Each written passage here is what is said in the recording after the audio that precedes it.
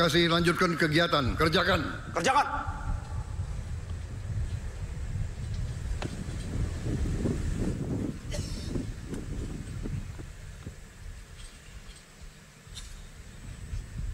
Penghormatan kebesaran Kepada Inspektur Upacara. Hormat senjata!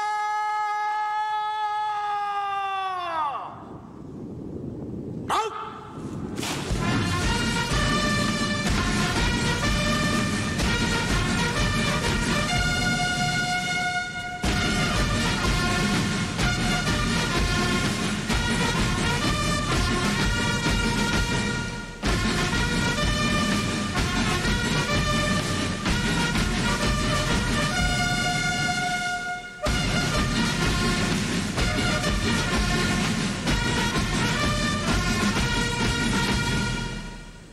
Tegak senjata!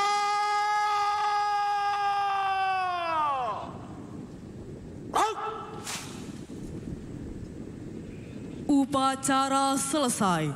Laporan perwira upacara dilanjutkan dengan foto bersama. Upacara telah dilaksanakan. Laporan selesai. Bubarkan, lanjutkan kegiatan selanjutnya. Kerjakan. Kerjakan. Siap, terima kasih, Pak. Dimohon kepada Wakil Presiden Republik Indonesia. Pak Muradi tadi melihat pidato dari Presiden Prabowo seperti apa. Tadi Presiden menyatakan bahwa TNI harus melek teknologi, kemudian juga harus melek AI, dan juga TNI harus introspeksi diri. Seperti apa tanggapan Pak Muradi? Yang terakhir dulu ya, introspeksi diri itu adalah satu yang kemudian kita juga ditekankan, TNI kita tuh dasarnya dari rakyat. Dia punya hak sejarah ya. Nah, jadi tahun 45 dan seterusnya. Jadi memang ketika dia punya hak sejarah, dia punya dua kewajiban.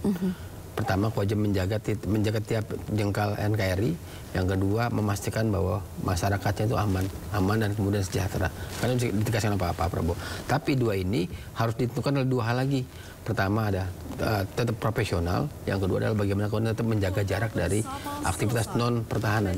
Nah, dengan dua ini yang saya kira jadi penting buat kita semua. Nah, untuk melek digital, teknologi segala macam, saya kira itu memang bukan sesuatu yang harus ditegaskan. Itu di depan mata. Masalahnya kita punya will nggak ke arah sana.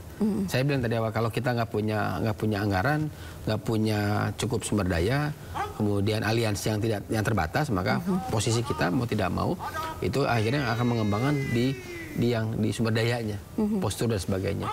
Dari sini saya kira penting buat kita. Kalau nanti memang Pak Prabowo sebagai presiden harus membuka ruang itu, ruang untuk membangun tanda kutip ya aliansi militer yang jauh lebih bisa membuka ruang kita untuk hijrah ya dari tentara konvensional ke tentara yang jauh lebih melek digital, melek IT dan sebagainya. Sejauh ini sih saya kira kalau kita lihat Indonesia hari ini ya, itu kan lebih banyak konvensional alutsista. Jadi masih normatif lah, masih memang dioperasikan oleh manusia. Nah, sementara AI digital dan sebagainya kan sudah mulai beralih. Nah, proses peralihan ini nggak mudah. Karena ada political will-nya, ada anggarannya, ada koalisi militernya, aliansi militernya. Kemudian yang tiga, yang terakhir adalah bagaimana kemudian ini bisa dibuka oleh presiden. Supaya kemudian tentara kita fokus pada hal yang berkaitan dengan pertahanan, bukan pada fokus yang di luar itu. Baik, Pak, pertanyaan terakhir, 80 tahun TNI. Apa saja Pak warisan yang bisa dipertahankan dari sejarah TNI dan juga tantangan ke depannya? Ya, yang pertama, warisan pertama saya kira dia adalah bagian penting dari Republik ini. Jadi nggak bisa kemudian dianggap tidak ada ya. Jadi dia adalah kalau kita ngelihat pola kelahiran militer di banyak negara kan, salah satu adalah dia lahir karena kemerdekaan. Nah, TNI kita ada di situ ya. Dia bagian dari rakyat. Yang kedua, yang nggak boleh adalah nggak boleh menyakiti rakyat. Jadi artinya memang tentara harus bisa mengayomi, memberikan stimulasi untuk kepentingan bangsa dan negara. Nah, yang ketiga yang penting buat kita adalah bagaimana kemudian pengembangan ini bisa memberikan warna besar, menjaga bagian dari negara. Karena pengembangan itu harus bisa mengarahkan pada kemampuan publik untuk bisa memahami tentara kita sebagai tentara profesional. Nah, yang terakhir yang penting adalah bagaimana kemudian ada encourage bergeser ya shifting dari tentara reguler konvensional ke tentara yang digital. Nah, ini saya kira memang mau nggak mau, suka tidak suka, ini harus dilakukan di era Pak Prabowo. Kalau nggak kita akan ketinggalan jauh. Melek digital. Melek digital karena itu adalah sumber daya manusia yang mau tidak mau, suka nggak suka harus dialihkan dari 370.000 personil itu pelan-pelan memang harus dialihkan ke sana supaya kemudian mikirnya tidak lagi mikir-mikir non pertahanan, tapi mikir pertahanan yang jauh lebih profesional begitu.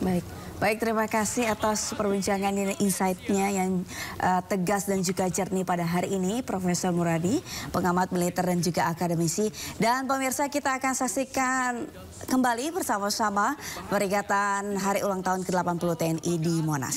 Semua dalam peringatan Hari Tentara Nasional Indonesia yang ke-80 dalam pengabdian luhur sebagai benteng Nusantara tercinta.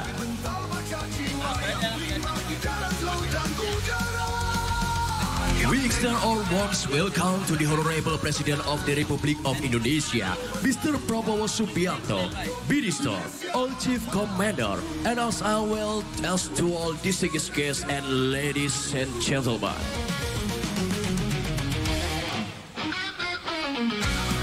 Setelah kita saksikan bersama jalannya upacara Hari Ulang Tahun Tentara Nasional Indonesia yang berlangsung dengan hikmat, tibalah saatnya kita saksikan persembahan unjuk keterampilan dan kemampuan Gabungan Tentara Nasional Indonesia dengan semangat yang membara dan penuh rasa bangga. Prajurit Tentara Nasional Indonesia mempersembahkan unjuk keterampilan dan kemampuan militer, defile pasukan dan gabungan alutsista Tentara Nasional Indonesia.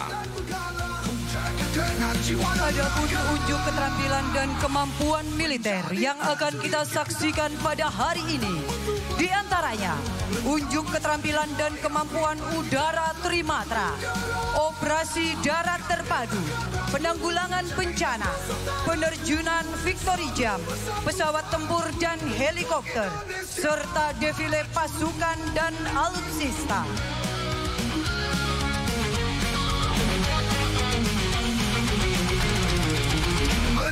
Unjuk keterampilan dan kemampuan udara gabungan yang akan kita saksikan pada hari ini yang terdiri dari beberapa alutsista yang dimiliki oleh Tentara Nasional Indonesia. Di antaranya pesawat Sukhoi Su-27, F-16 Fighting Falcon, T-50I Golden Eagle, IC-725 Caracal, NAS-332 Super Puma, EC-120B Colibri, KT-1B Wongbi, C-130 Hercules, CN-235 dan 295, Boeing 737, Falcon 8X, C-212 Kasa, helikopter AH-64 Apache, Bell 412, AS-550 Fennec, Bolko 105, dan Bonanza serta helikopter Panther.